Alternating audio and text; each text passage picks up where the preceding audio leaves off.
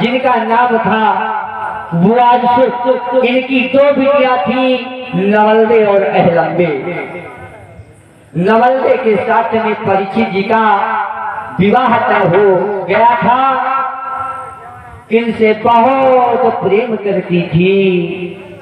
तो बताते हैं कि जिस समय भावरे पड़ रही थी हस्तिनापुर में, पूरी बारात के लोग खुश थे और बहुत मग्न थे।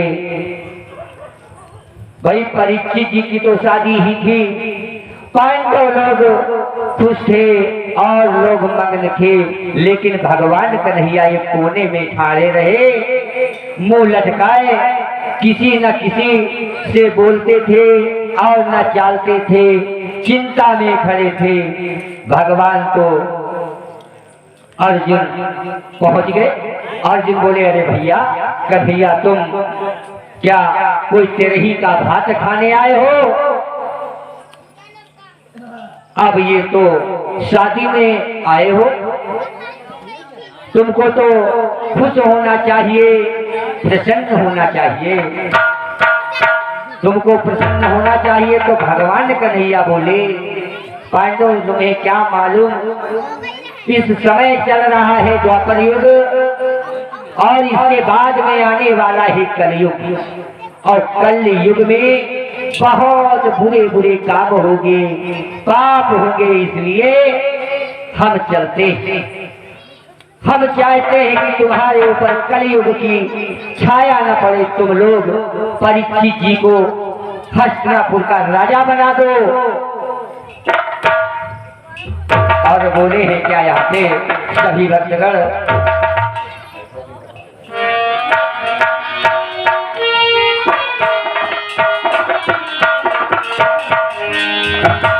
हरी लगनिया लगाओ राम, हे रमेश भैया, और लगनिया लगाओ श्याम, और मिली है जरूर, लगनिया लगाओ राम, मिली है जरूर।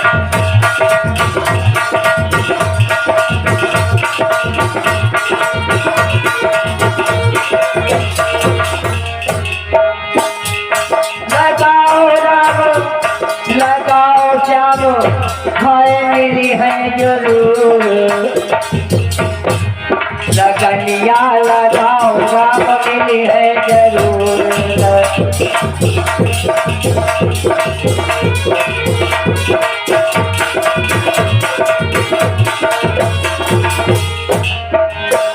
और पहली लगन है कंधिया से लागी,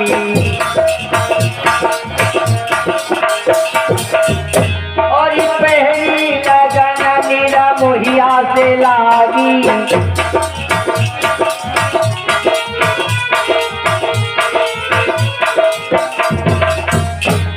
लगनिया लगाओ राम, मिली है जरूर।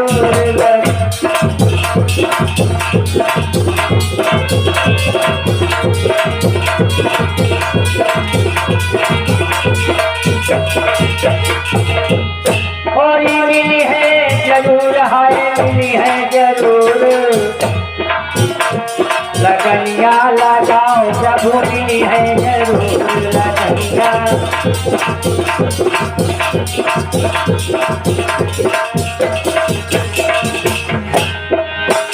और पहले सुमिरो माता पिता को,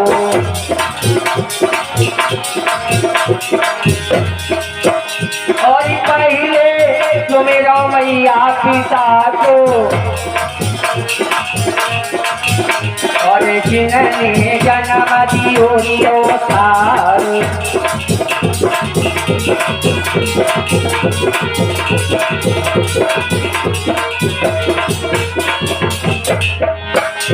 लगनिया लगाओ राम, लगनिया लगाओ राम, मिली है जरूर, लगनिया लगाओ राम।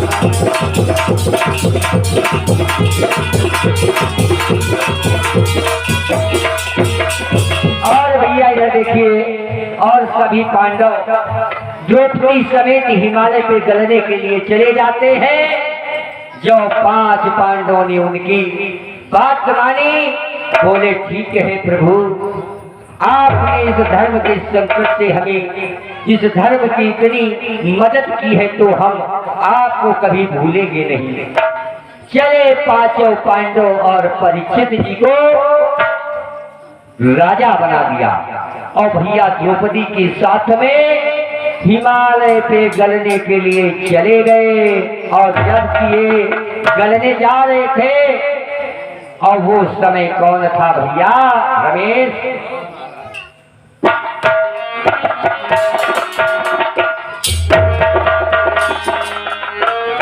और तीन बंधु दीनानाथ सुनो हितकारी, पर माता पिता को भूल के हाय बन गई प्राण प्यारी।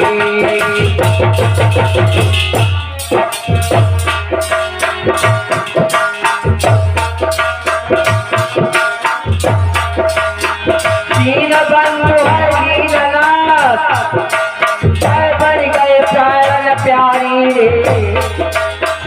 अखियाँ न रोवे नीर बहावे, दादा करई किलकारी है।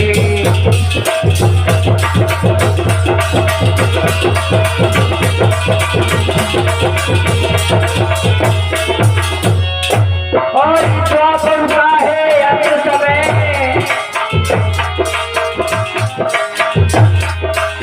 द्वापर का था अंत समय था, वो तो नरक निहारी है। और कलयुग की है बारी आई, मानो सोच बुखारी है।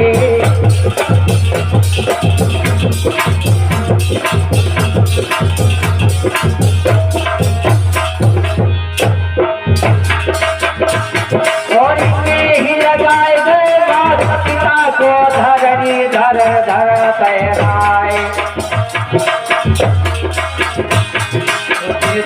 की आग न देखी तापे सिंग रहे उसकाए।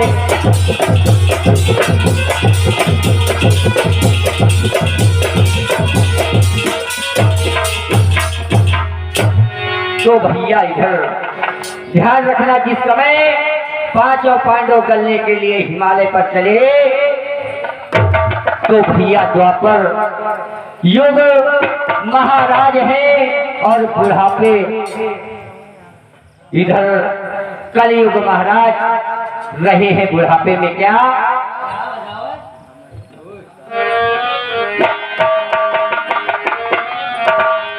खटिया पर पड़े पड़े खास रहे, और जयन के मश्वास ले रहे हैं।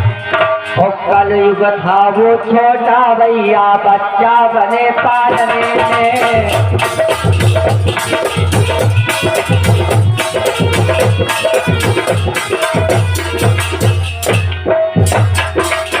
खटिया पर पड़े पड़े आए श्वासया भी ले रहे। कलयुग था वो छोटा भैया, बच्चा बन के पड़े रहे।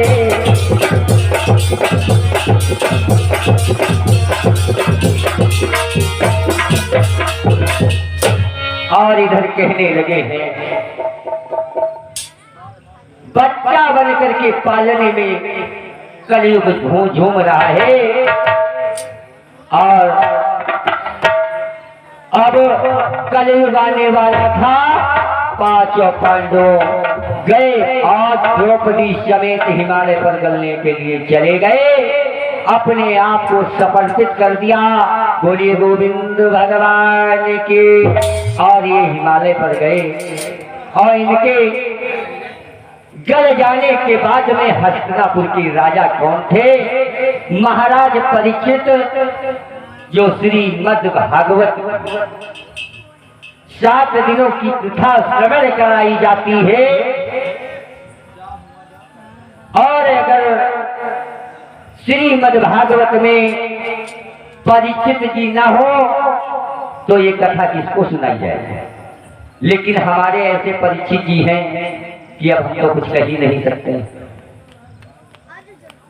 सुबह से हो गई शाम, उनका भगवान का कोई नाम ही लिखता नहीं। थोड़ा आप लोग सत्संग बोलेंगे और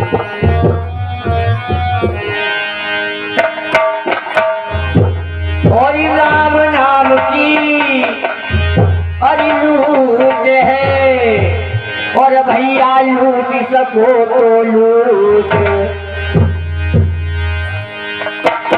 राम नाम की लूट है, और लूट सको तो लूट।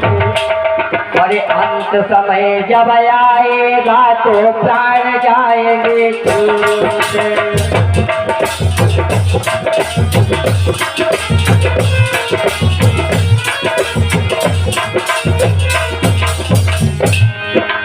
राम नाम की लूट है, लूट सके तो लूट। अंत समय जब प्राण जाएंगे छूट। पर माया मोह ममता सब तो यहाँ पर धरी नहीं जाएगी।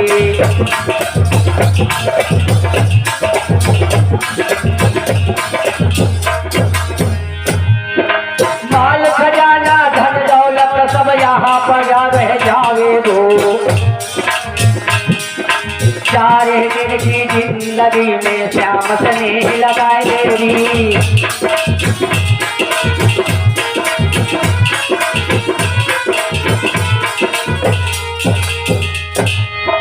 भजन करो दिन रात श्याम को मन में ठान रही है।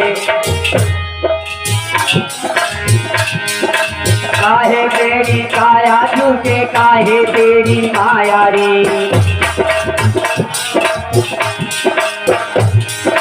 दिल से प्रेम करो मत तुम तो, और श्याम तुम्हें मिल जाएंगे। अंत समय पछताओगे जब प्राण तुम्हारे जाएंगे।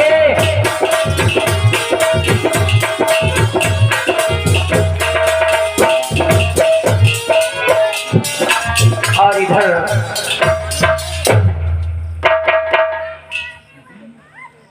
महाराज परीक्षित ने देखा राजा और राज की बात आई है तो कहने जा रहा हूं।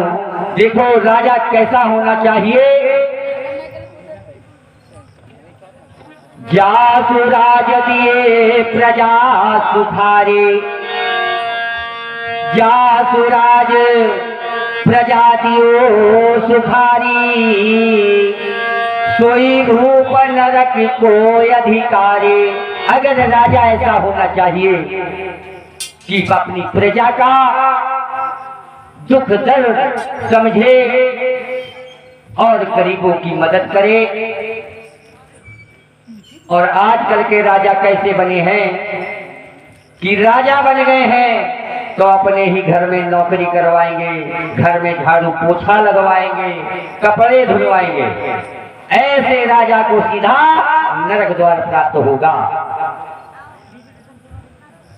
और बताया भी गया है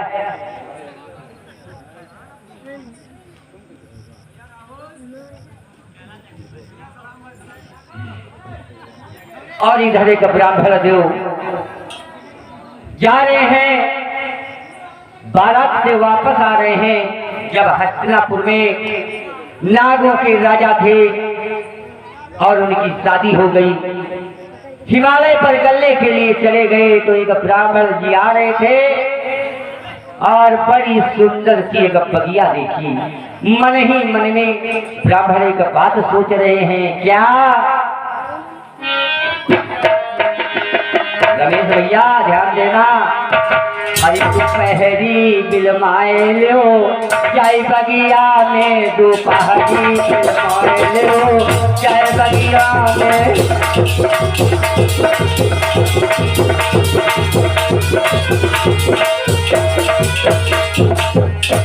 दोपहरी बिलमाए लो भैया, दोपहरी बिलवाए लो, चाय बगिया में दोपहरी बिलवाए लो।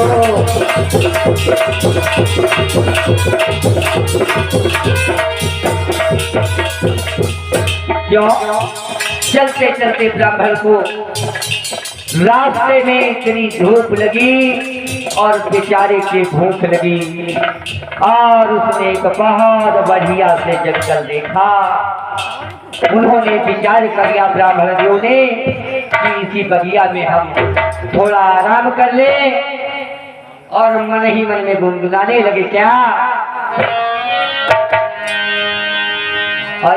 दोपहरी बिलमाए लो जय बगिया में, दोपहरी बिलमाए लो।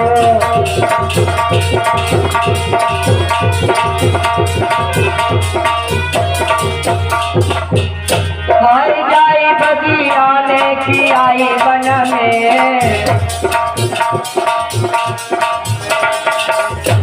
दोपहरी बिलमाए लो जय बगिया में, दोपहरी बिलमाए लो।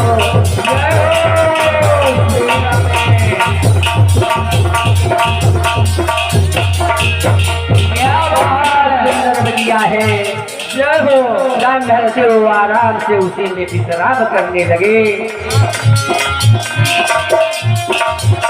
बिलमाए लो मेरे भैया, दोपहरी बिलमाए लो जय बगिया में, दोपहरी बिलमाए लो जय बगिया में।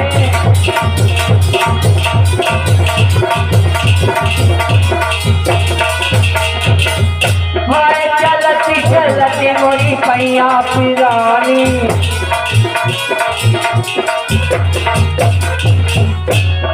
चलती चलती मोरे पैया पुरानी, आई गो बुढ़ापा ढल गई जवानी।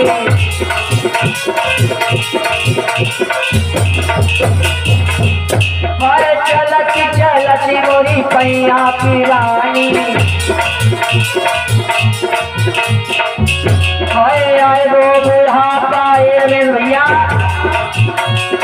ए चिंता वाले सुधर जाओ। चलती चलती मोरी पैया पुरानी, आए गो बुढ़ापा ढल गई जवानी। दोपहरी बिलमाए लो जय बगिया में, दोपहरी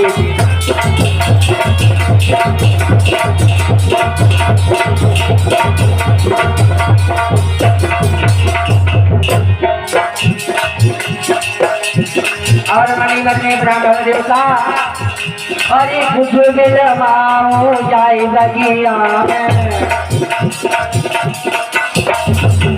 अरे कुछ गुड़ गाय लो जाए बगिया में। दोपहरी बिलमाए लो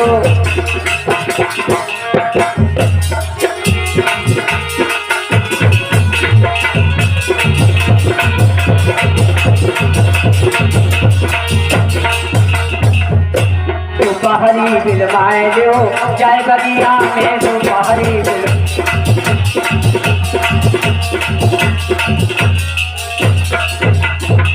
और रवीन भैया की क्या बताया है। और सुंदर पेड़ वृक्ष की छाया, और ब्राह्मण वहाँ पर आस लगायो, और सुंदर पेड़ वृक्ष की छाया, ब्राह्मण वहीं पे आसन लगायो। और जो लाए हो तो खाई लो, और जो लाए हो तो खाई लो जी। दोपहरी बिलमाए लो जय बगिया में, दोपहरी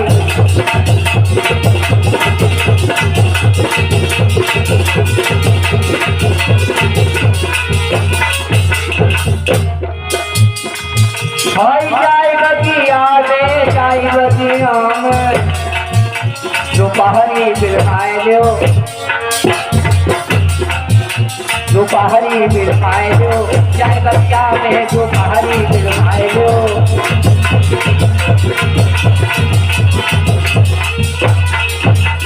ओम राम देव की, बोल श्रीमद् भागवत महापुराण। बोल वरमदेव बाबा की। तो एक भैया किस तरह से हस्तिनापुर में राजा परीक्षित का विवाह हुआ और सभी भक्तगण ध्यान देंगे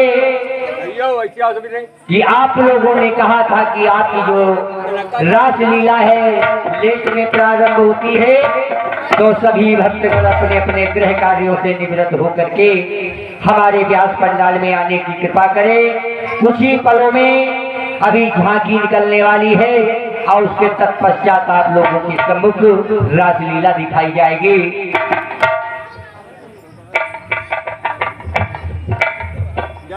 और इधर भगवान व्यास जी सुग्रीव नंदन जी परीक्षित महाराज को हर हर गंगा के किनारे श्रीमद् भागवत का रसपान करा रहे हैं। और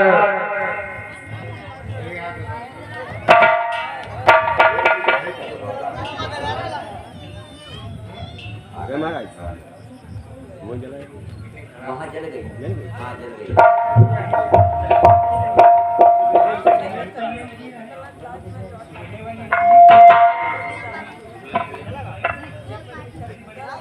और इधर एक छोटा सा निर्गुण भजन आप लोगों के सम्मुख कहने जा रहा हूं। और ये दादाजी की तरफ से सदगुरु स्वामी के चरणों में 11 मुद्राएं भेंट हो रही हैं और इनके जीवन की मंगल कामना करता हूं।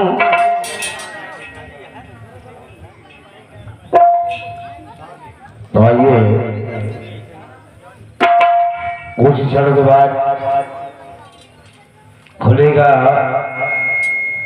श्री राशिवाली भगवान की झांकिया पट और आप सभी दर्शन करेंगे, आरती करेंगे। और उसके बाद